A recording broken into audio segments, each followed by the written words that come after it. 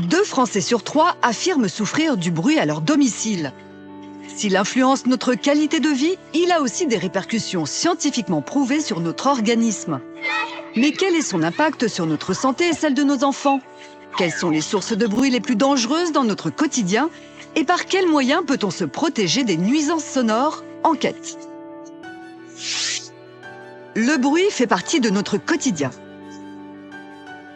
Dans la rue, à la maison et même à l'école, nous y sommes tous confrontés dès le plus jeune âge. Pour s'en rendre compte, il suffit de se rendre dans une cour de récréation. Maxime Bernot est acousticien. Grâce à son sonomètre, il va mesurer le niveau sonore de cette cour. Rappelez-vous, le son est une vibration de l'air plus ou moins importante dont on mesure l'intensité ou amplitude en décibels. Là, on voit une configuration normale où on oscille entre 70 et 80 décibels dans une cour de récréation. Et ça fait déjà du bruit. 75 décibels, c'est le niveau à partir duquel on commence à être gêné. Vous allez voir qu'on le dépasse très vite dans la vie de tous les jours. 80 décibels, c'est le bruit que fait votre voiture. Et pour une moto, c'est pire. 90 décibels. Attention, quand le bruit augmente de 10 décibels, il est 2 fois plus fort pour notre oreille. Imaginez donc ce qui se passe quand vous écoutez de la musique au casque à 100 décibels. Ou pire, si vous vous trouvez à proximité d'un marteau-piqueur ou d'un avion au décollage. Ils atteignent 120 décibels. Mais alors, ces bruits sont-ils dangereux pour nos oreilles?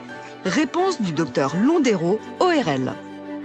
On considère que ce sont les niveaux qui excèdent 85-90 décibels, quand ils sont entendus pendant très longtemps, vont avoir sur le long terme un effet néfaste. Et bien sûr, des bruits plus intenses, au-delà de 100 décibels, vont avoir un effet toxique quasi immédiat. En clair, le bruit est nocif quand il est entendu de façon prolongée. C'est le bruit de la circulation ou d'un chantier, par exemple, ou quand il est intense et brutal. Mais concrètement, quelle est la partie de notre oreille qui est abîmée? L'endroit qui est le plus fragile dans l'oreille, ce sont les cellules ciliées, les cellules sensorielles qui sont situées au sein de l'oreille interne, dans cette zone ici. Souvenez-vous, ces cellules, en forme de cils, ont un rôle très important. Les sons les font vibrer et elles envoient l'information au cerveau. Mais attention, un bruit intense peut les abîmer. Lors de la perception du bruit, ces cils vont casser. Pour faire une analogie, l'effet du bruit sur les cellules ciliées, c'est comme l'effet d'un vent violent sur un champ de blé. Ça va casser les épis. Or, chaque oreille ne contient que 15 000 cils. Donc si l'un d'eux est détruit, c'est irréversible.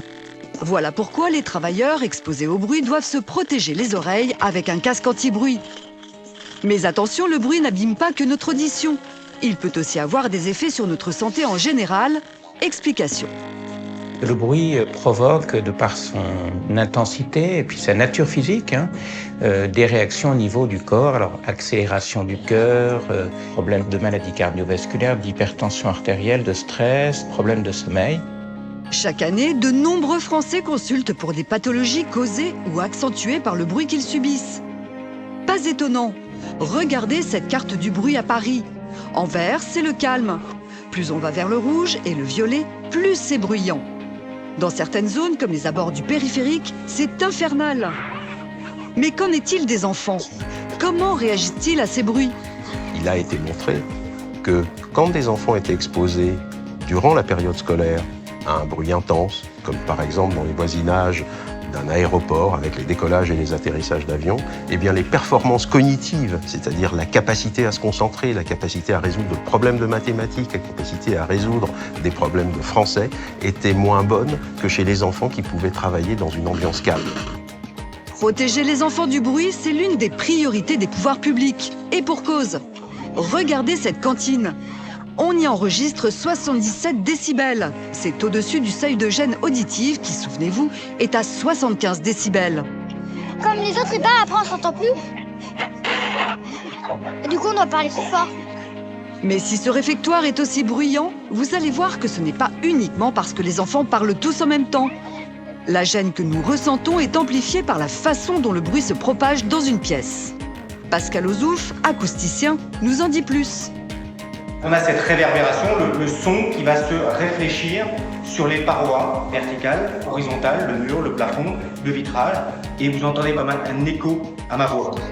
À intensité de son égale, nous ne le percevons pas de la même façon selon que la pièce est vide ou au contraire meublée. Notre acousticien va nous en faire la démonstration. Pour commencer, il mesure d'abord la réverbération de cette pièce vide. Attention, ça fait du bruit. Pour cela, il envoie un bruit de 100 décibels. Puis il le coupe brutalement.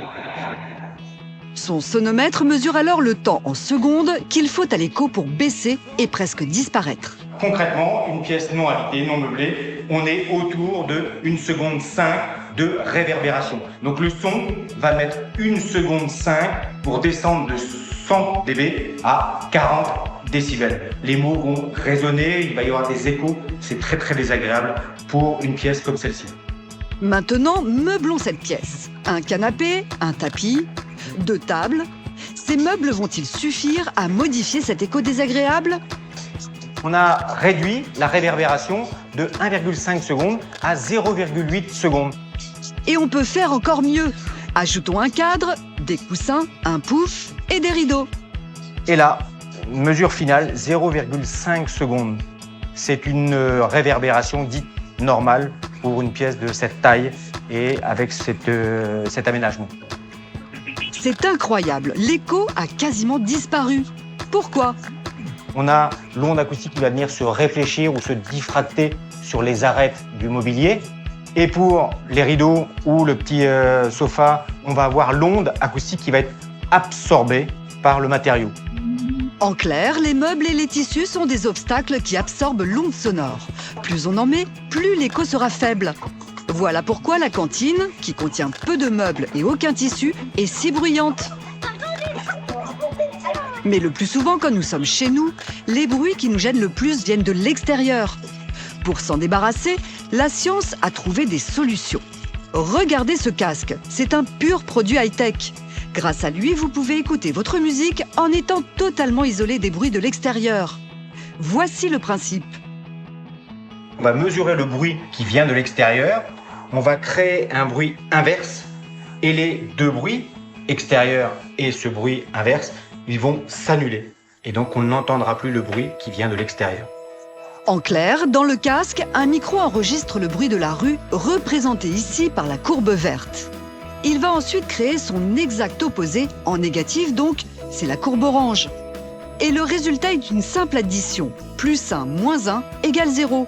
Le bruit qui parasite votre musique disparaît. C'est ce qu'on appelle le contrôle actif du son. Le rêve serait de pouvoir adapter ce procédé à nos intérieurs. Regardez dans cette vidéo. Ce petit boîtier installé sur une fenêtre pourrait reproduire le même principe que le casque.